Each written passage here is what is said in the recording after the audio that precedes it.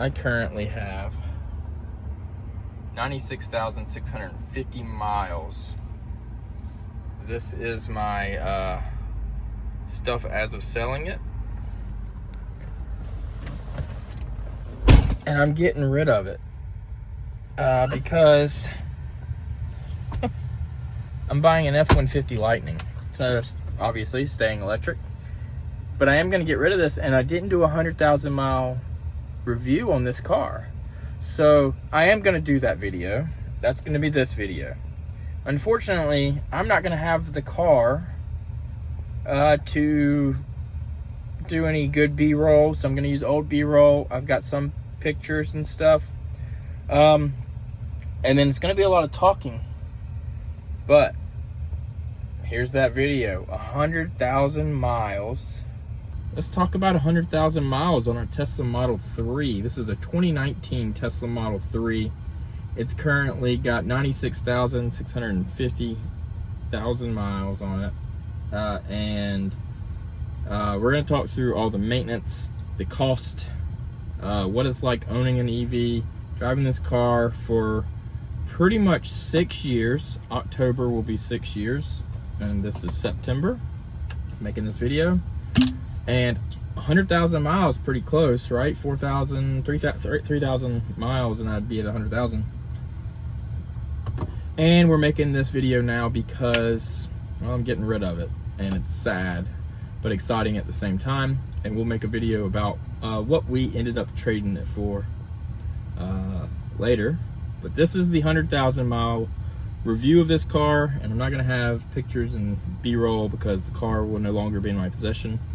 And I made the mistake of waiting to make this video, and I should have just went ahead and made it a little earlier. So I can still talk through everything. I got plenty of B-roll from older video footage, and we're gonna go through all this information. So stay tuned to understand what driving an EV, a Tesla, for 100,000 miles is like as a daily driver. So we're gonna go through all those details, such as maintenance, living with it, and other things. And there is a whole playlist of previous reviews that you can go back and look at. Really, there wasn't a lot between the 75,000 and current, but we'll kind of go back through a lot of that same information and kind of give some final thoughts as we move forward with our new electric vehicle that we just recently traded in the Model 3 for. And obviously we still have a Tesla Model Y as well, so these videos will continue. For the Tesla fans out there, it's a newer vehicle, so still be content on that, as well as non-Tesla vehicles. Sorry for the lighting; it's not great, but we'll go through that. I don't have a lot of B-roll or images of the vehicle at the 97,000 miles. It was mostly the same as the B-roll in the 75,000 miles. I had paint protection film, so nothing really new. A lot of the wear and tear was the same. So feel free to go back to that video and look at some of that. We'll throw some B-roll of that from that video, as well as some pictures and things from more recently into this video. Okay, so we bought our Model 3 in September of 2019, and it's currently September of 2025. So that puts it, right at that 6-year mark. And we took delivery in October, and it was a really good experience buying that car from Tesla. It was a really good delivery. It was a really good, just everything about it. It was much different when we bought our Model Y in 2023. It was not quite as fun, but they were selling a lot more cars at that time. So let's go through just some of the major details that you guys are probably wanting to know about.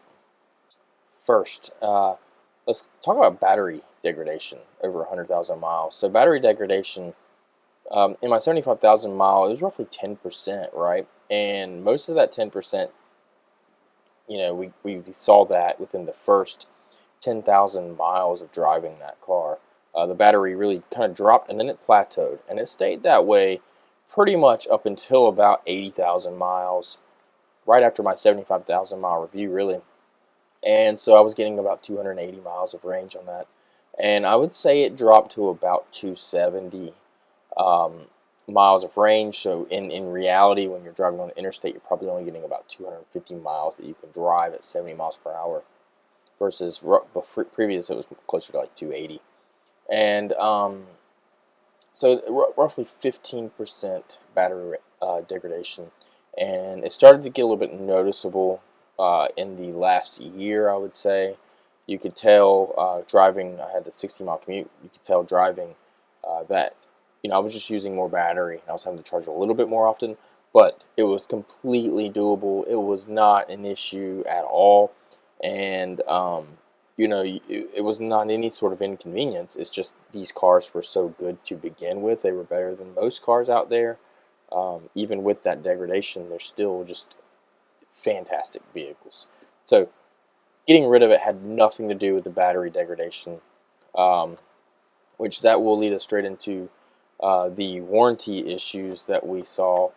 So as throughout the years of owning this car, right, the warranty for a Tesla Model 3 is 40,000 miles, I believe it is, for 45,000 miles for the standard everything warranty, and then it is 120,000 miles, 8 years for the powertrain, which is the batteries and the motors, the electric motors. And throughout that, I had to get a 12-volt battery replaced under warranty, of course. I think it's actually 50,000 miles because it happened right before the warranty got out. We had to have FM radio replaced. That was very early on, within like 2 months of owning the car under warranty. The rear seat had a crease in it. I had them replace that under warranty. That was pretty much right after I got the car. There were some rattles that they came out and fixed. The front control arms needed fixing.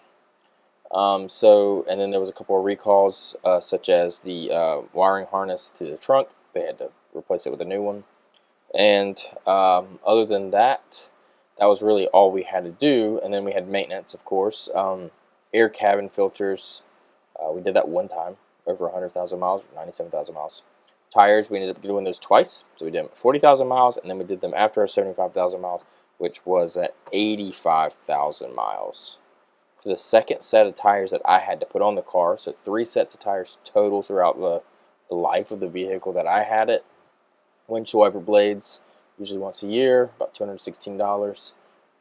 So all of that maintenance together was roughly $2,400 throughout 97,000 miles of driving. That's a really low amount of cost, especially when you're including tires, which are roughly $1,200 per set. Especially after COVID, they're more expensive. They were around $900 when I bought the first set.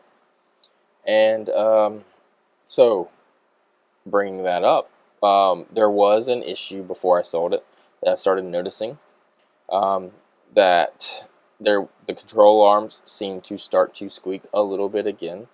I had that originally done around 45,000 miles, and I never really diagnosed it, so I don't know if it was in the front, but it sounded more like it was in the rear.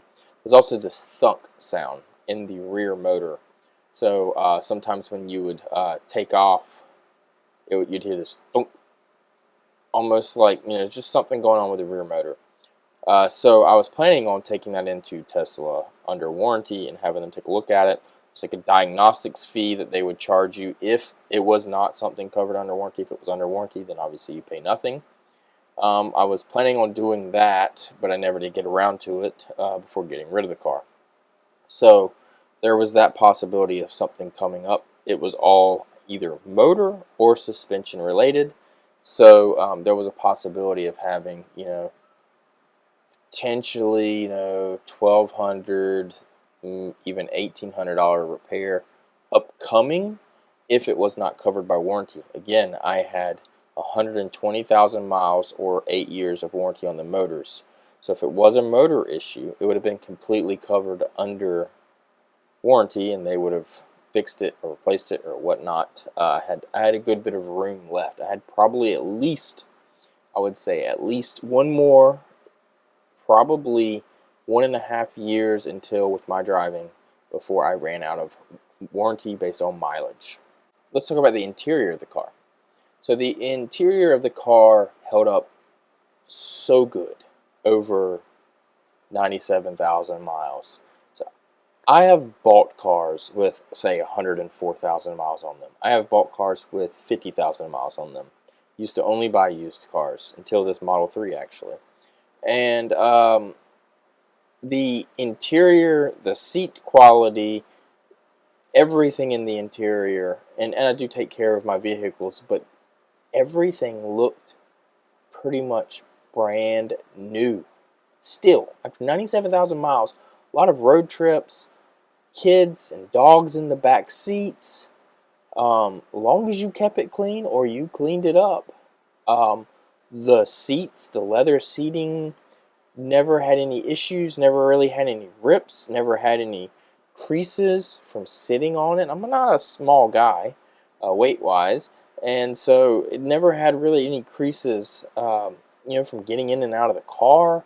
The seats were still extremely comfortable, and I just recently went and test drove a brand new Tesla Model 3 all-wheel drive. That was a 2024 model. This is at my last service that I did with our Model Y, where I did take it in, and it was my loaner car for the day.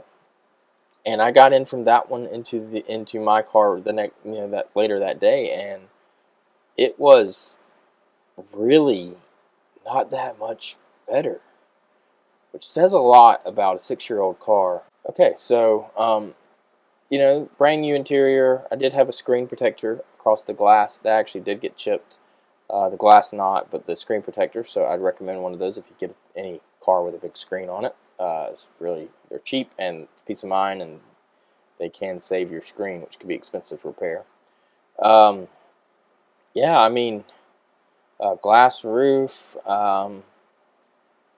everything. The sound system in the car, phenomenal. I mean, it just never got old. It was always best of class. Even as the car got older, I would go drive new cars and test drive them and things, and they still just did not compare. The software continued to update, so you always had the latest and greatest software up to hardware expectations. And it was an amazing car. Still, to this day, still the best car I've ever owned in my life. Exterior. So, exterior held up really nice. I had mud flaps on the car since very early on. You can go back and watch that video. I had really good mats in the car as well. I had paint protection film across the entire front. So, the interior held up really well. No pieces really fell off, like you hear about with Cybertrucks and things like that. The paint held up really well. There was all this concern about thin paint early on, in these cars. I didn't have any issues with that. I did have some rock chips on the rocker, or the upper A-arm, whatever you call it, support, and because there was no paint protection film there. The front, because I had paint protection film, was always great. I just washed it regularly, and but I did hit a cooler, and I made a video of repairing this, and you can go check out removing the entire front bumper and having to replace the front fog lights, because I did hit a cooler and that knocked some stuff out, so I got to kind of tear it apart and repair it the proper way, of course, and had brand new lights. So if you go to that video, you can see the difference between the light housings with no paint protection films after 97,000 miles versus a brand new one. I mean, there's a lot of speckling, right, and just it's pretty rough. So that's normal, I would say.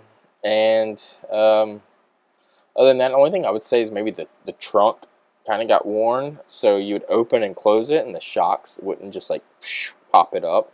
This is before they had automatic trunks on these Model 3s. Now they have the electric push ones. So this is just the factory shocks, and never really changed them or anything like some people did. And so you would actually have to push it up, but it would hold just fine. But it wouldn't just you didn't just like pop it and then push it a little bit and it just air shock up, you'd have to actually like kind of push it up to really get all the way up. That was one thing. The front was a little bit probably the same way, actually. So all the air shocks had some wear and tear. Normal. I have to say, the Teslas, they come with video games, and they get new ones as updates come out. So we're going to be getting rid of all this stuff. So I've got to delete all this stuff out of here. And what's really sad is I'm going to lose all my progress in Fallout Shelter. I've put a lot of hours into this game right here, and it stays with the car. So that's kind of sad, because this game is so much fun. So I'm going to have to download it on an iPad and start over. Out of all these games, I have to say my two favorite ones, and I wish this would save over to my account so I can still play it on my Model Y, but I can't for whatever reason. This game is also a lot of fun.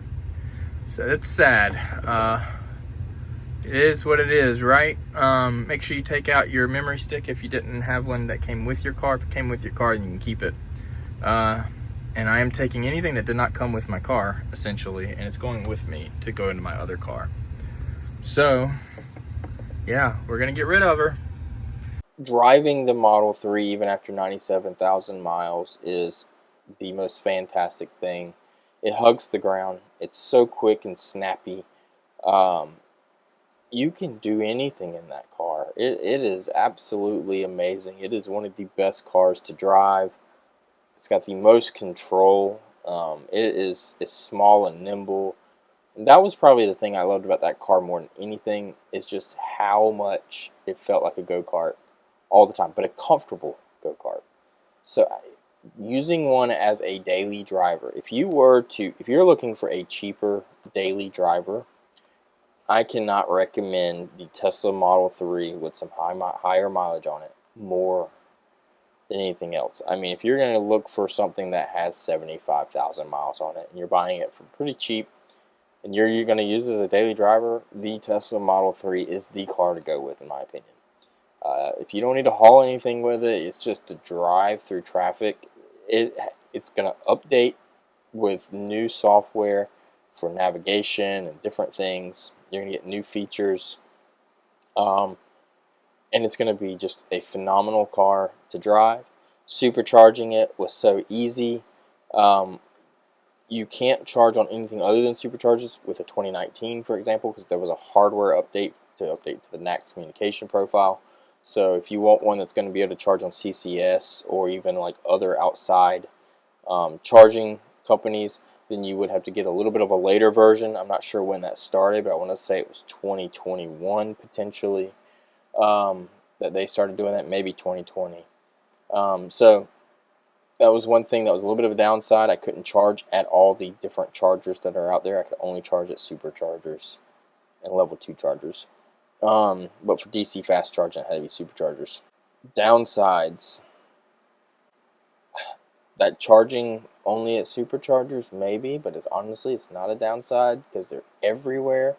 I never had an issue driving all the way up through northern Indiana, 13-hour trips into the mountains for a week and a half. The beach, different beaches, all through North Carolina. Day trips of long driving, like 8-hour driving, things like that. Not a problem. Nope. Even in the early years was not a problem. Even back in 2019, which I think is when it was maybe 2020, but it was early on in 2020 we took that really long 12-hour trip, and it was not a problem. Through like the country, like Ohio, southern Ohio, where there's nothing. Cost to charge the car throughout the life of the car, I probably spent maybe $4,000. What I always noticed was typically I spent 1/3 of the money on charging versus gasoline. So charging at home about 90% of the time, and about 10% of the time in superchargers because we used it a lot for trips.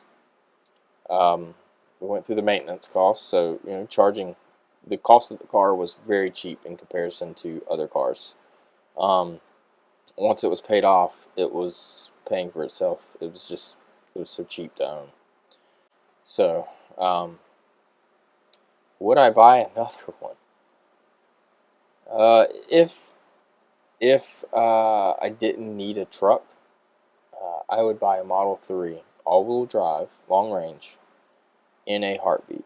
I'd probably price up and go with the Performance, to be honest, the new Performance, in probably red or silver. I would love to have that car. I'd love to even be able to afford to buy a car just like what I had as a daily driver and drive that daily. But now I'm driving a pickup truck, electric, and go check out that video, and there's going to be a lot more videos on that, because that is the next stage. I needed a pickup truck again, and so the Model 3 had to go. It was time. I'm going to miss that car more than I've ever missed any car, and it's still by far the best car I've ever owned. It's leaps and bounds better than the pickup truck I have, in my opinion. And Teslas in general are just so good. They are so good of cars, and you really notice it when you switch cars. Even though I already knew that, but you really do notice it even more. And so we still have our Model Y, which is good. But yeah, I would highly recommend a Tesla Model 3 or anything that they sell. To be honest with you, they're very great cars. I hope you enjoyed this video. Please leave a like, subscribe if you want to see any videos on F150 Lightning, which is the truck that I replaced it with, or the 2023 Tesla Model Y that we have. Subscribe to the channel, hit that notification button so you'll see when I come out with videos. There are going to be a lot of them coming out on the Lightning. I have a lot of videos that I need to do for the Model Y, and I'm kind of delinquent. So I hope you enjoyed this.